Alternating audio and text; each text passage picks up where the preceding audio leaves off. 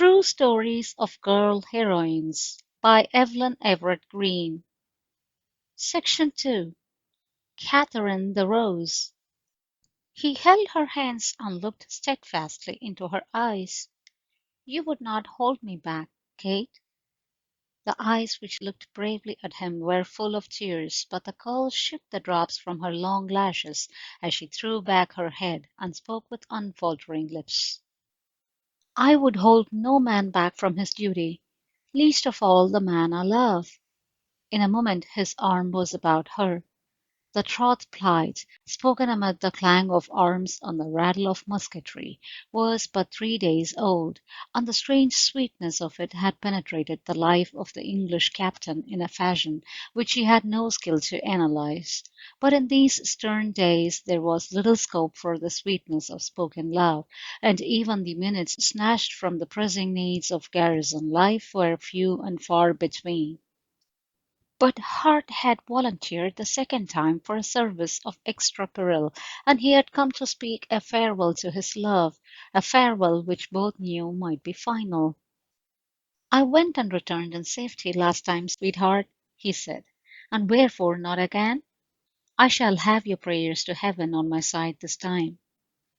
You had them before, said Kate, lifting her head from his shoulder and looking straight into his eyes, and he kissed away the last of the raindrops from her lashes. Help we must have if Sluis is to be saved, he said. I swim forth tonight, under cover of the darkness, with letters for England's Queen. The devil take that pestilent peace party who would beguile her into dallying with Spain and her tyrant king and treacherous princess, broke out the young captain suddenly in a gust of hot anger. Can she not see that her only safety lies in joining heart and soul with the Netherlands in their struggle for life and liberty? Let Philip of Spain once get these lands beneath his iron heel, and then England will have cause to tremble for her very existence. But the Queen has sent us help already, said Kate. Surely she will do more when she knows our dire extremity. 800 men, answered the young officer with a tone of scorn. 800 English soldiers with 800 Dutch, to hold a place like Sluis. How is it possible the thing should be done? It has come to this, that if help comes not, Sluis must fall.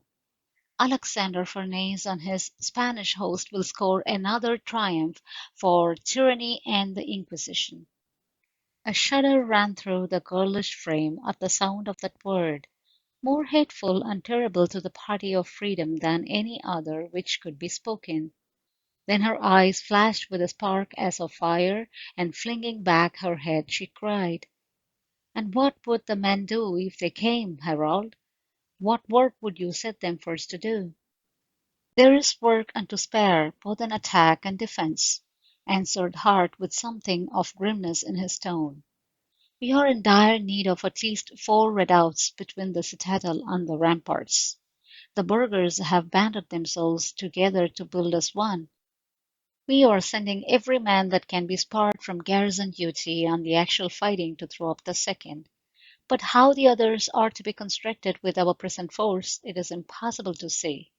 Help we must have at all cost, and I trust these dispatches, which you have been so carefully sewing in my clothing, will bring it to us, ere it be too late."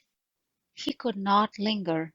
The shadows of the coming evening were beginning to fall, although the summer day lingered long. He put his hands upon the shoulders of the girl and looked into her face with a long, wistful gaze. His own face was very thin and brown, and though he was still quite young, there were a few grey hairs to be seen about his temples. Hard living, hard fighting, days and nights of anxious toil had left the impress upon him, as upon many another compatriot at that season of bitter struggle. And the bitterness was greater rather than less for the knowledge that if England's Queen and her counsellors would but show a little more firmness of purpose and readiness of dispatch, many of the horrors of this protracted struggle might even now be saved to the courageous and devoted Dutch. Even upon the fair young face of Catherine Rose The perils in which she had been reared had traced their lines. That look of firm determination, of high-souled courage, of resolute devotion to duty, be the cost what it might, could not have been so clearly written there had she not lived her young life amidst scenes and tales of stress and storm.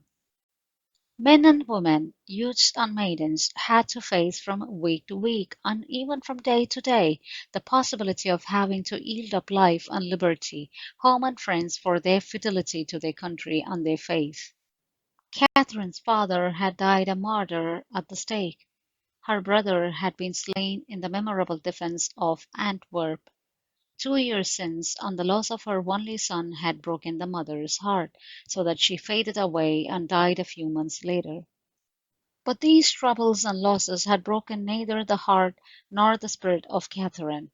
She had the mixed blood in her veins of an English father and a Dutch mother. The courage and devotion of two warlike nations seemed to combine in her youthful frame. Her quarrel with fate was that she had been born a woman, and not a man. Her longing was to gird on sword and buckler, and go forth to fight the hated Spaniard, the tool of the bloody tyrant whose very name was not heard without curses both loud and deep. "Oh, if I were but a man!" had for long been the cry of her heart, and if in the sweetness of feeling herself beloved by one of the heroes of Lewis she no longer breathed this aspiration, it was not because her heart was less filled with an ardent longing to do and to dare. "Farewell, sweetheart," spoke the captain, looking deep into her eyes, and knowing, as she too knew, that perhaps he was looking his last. But the consciousness of ever-present peril was one of the elements of daily life in the beleaguered city, and although this mission upon which Hart set forth was one of more than ordinary peril, a soldier never went forth upon his daily duty with any certainty of seeing home or friend again. "Farewell! God be with you, and bring you safely back to us," she answered steadfastly, and their lips met once before he dropped her hands, and hurried away without trusting himself to look behind again. Catherine looked after him from the window as he walked rapidly away in the gathering twilight. Her accustomed ears scarcely heeded the sullen booming of the great guns, or the dropping shots of muskets from the ramparts. The life of the town went on with a curious quietude in the midst of warlike strife, notwithstanding the fact that it became daily more and more evident that without substantial succour in men and munitions and food, Sluis could not hold out against such overmastering odds. Suddenly the girl turned from the window, and with fleet steps crossed the room, descended a dim stairway, and entered the chamber beneath, where by the light of a solitary lamp a girl a few years her senior was setting out a frugal meal with the aid of a youthful servant maid. "Has he gone, Kate?" she asked, as she saw that Catherine was alone. "I had hoped he would have had something to eat ere he sallied forth into the night. The rations of the soldiers are meagre enough now, and he has a hard task before him. God in his mercy give him safe transit through those sullen waters, and blind the eyes of sentries and soldiers." "He could not stay," answered Kate, "and he said he had eaten well, May." She broke out suddenly, clasping her hands together, the colour coming and going in her cheeks. "May, I have a plan, and you must help me. I have learned what the sons and daughters of the city can do for Sluis. I'm going to toil for her, and you will help me." "What mean you, Kate? What have you heard? What can be done for the city by weak women like ourselves?" "I'm not a weak woman," answered Kate, throwing back her head in her favourite gesture. "I'm a strong woman, and so are you, May, and so are dozens, and scores of the daughters and the wives of the burghers. Listen, May, you know of the need for redoubts, and how your husband is toiling almost day and night to construct one on yonder side of the citadel. But they need more. Harold himself told me so. They need more than soldiers or burghers can build. I'm going to organize a band of women and girls. You and I, Mayhart, will be the leaders. I have not watched the building of forts and defenses for nothing all these weeks. You and I, with the women of the city, will build them a redoubt, and it shall be the work of the girls of Sluis. The young wife fired instantly at the suggestion. All over the city it was known of the dire want of men to construct these defensive works. Boys and men of the burgher class had gone forth willingly in defense of their town, and were working night and day at the unaccustomed toil. But Lewis was to see another sight year long.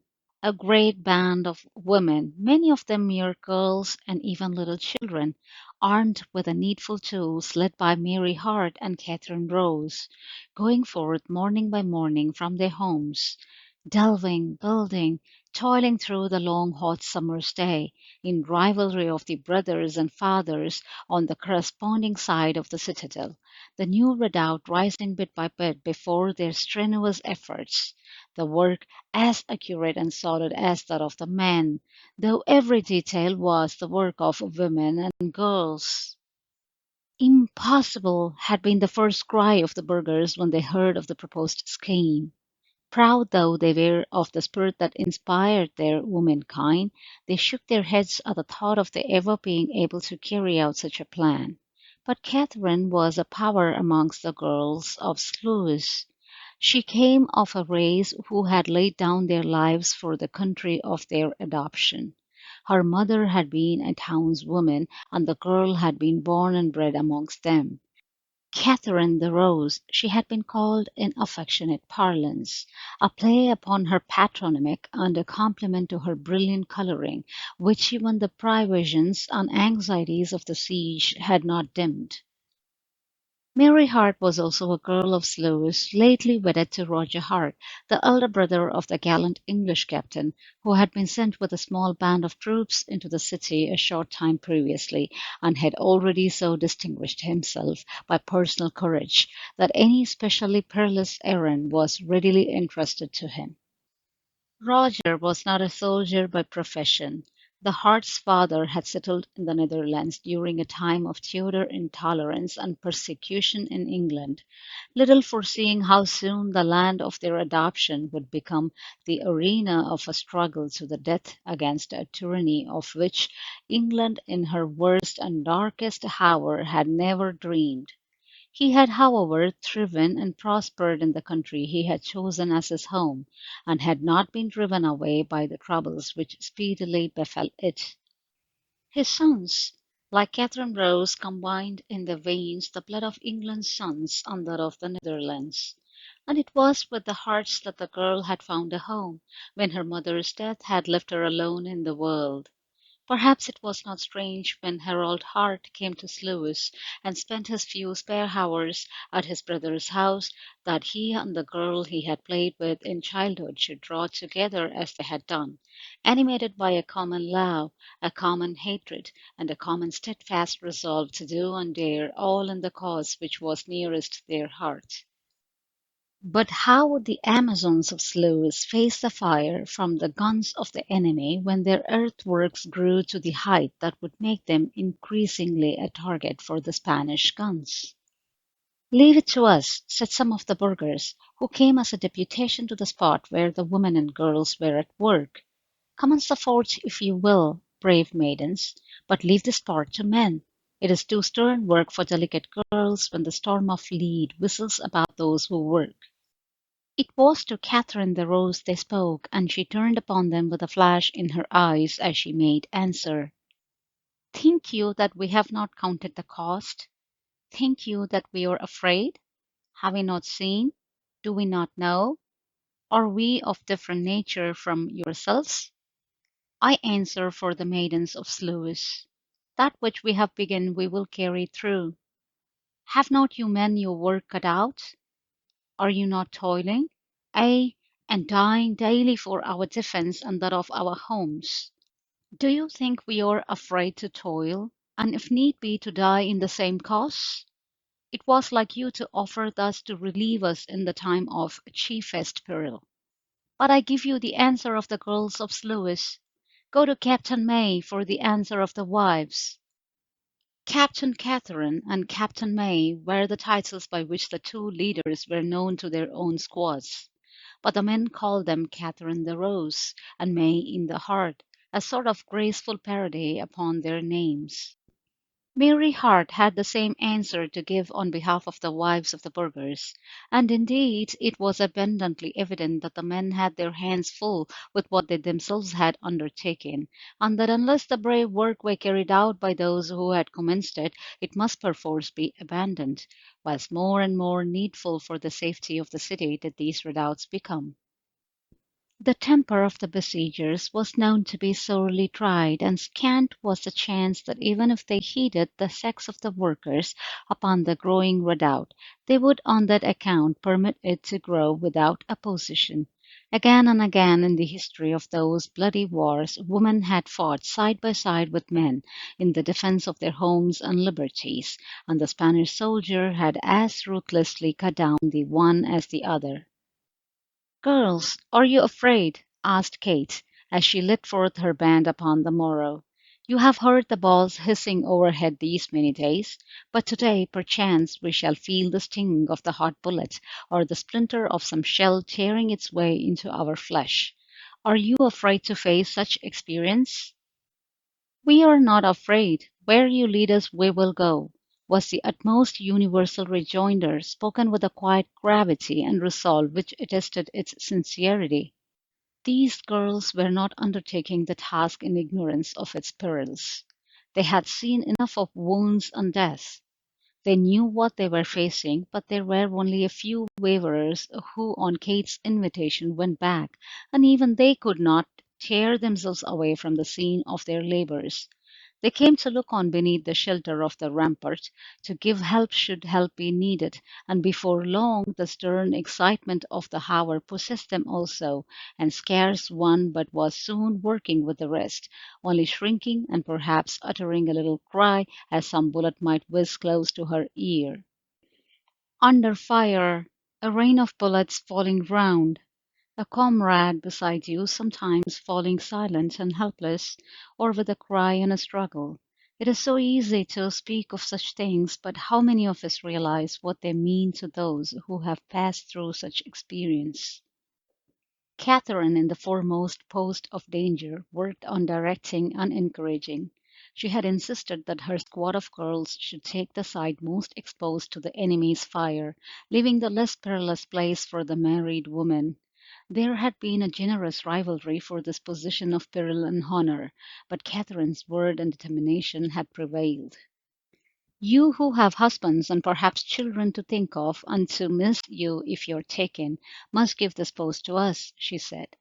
And she thought of the man she loved, of whom no tidings had yet come, who had ventured his life so many times, and in her heart she prayed that if he were taken, she might join him on the other side of the narrow stream of death, the stream which seemed so small and narrow when so many were crossing it day by day. So the work progressed rapidly, though many a brave young life paid forfeit, and the tears would well up sometimes in Kate's eyes as she saw a comrade carried off dead, or bent over a dying girl to hear her last brave message for home and friends, or when in the silence of the night she thought upon these things and cried in her heart, "How long, O Lord, how long?" But there was never a quiver of fear in her face or in her heart as she stood to her post day by day, and the walls grew, and the commandant of the garrison came and gave warm praise and thanks, and timely cautions and instructions to the heroic girls who toiled through the hot summer days without one selfish thought of fear. Once, as he stood beside the leader of these brave young Amazons, a shell came screaming through the air, and he shouted a word of command. "Down on your faces!" he cried, and himself set the example to show them what to do. The shell was from a new battery, and it had been directed with a view to stopping the work on this very redoubt. The girls dropped their tools and fell flat, but Catherine was a thought too late. She had been so interested in the work of that battery that she forgot for a moment the peril in which she stood. Luckily, the commandant pulled her down beside him before it was too late. but a portion of the explosive struck her, tearing a ghastly wound from wrist to elbow. The stones and rubble seemed to fly up around them. A fragment dashed itself against Catherine's head. A blood-red mist seemed to swirl before her eyes, and blank darkness swallowed her up. When she opened her eyes next, it was to find herself at home, lying upon the white couch beneath her favorite window, which looked down the street. The light showed that the evening was advancing. May was in the room setting the table for supper, and but was not that part and parcel of the dream which still seemed to enwrap her faculties. Harold, her bronzed-faced soldier, was seated beside her, his eyes hungrily bent upon her face. She smiled, half afraid to move lest the dream should vanish, and the next moment he had her fingers close in his grasp. "Kate, my Kate!" he cried, and she smiled back and sat up. The Commandant pulled her down beside him before it was too late. "Harold, you have done it again, and have come back safe." "Yes, I have come back, and to find what? That my Kate has set an example to the women of the Netherlands, that—" But she put her hand upon his mouth and stopped him. "It was not I more than others, and there are some who have laid down their lives for the cause. You must not praise me. Why should not women do their duty to the cause of freedom as well as men?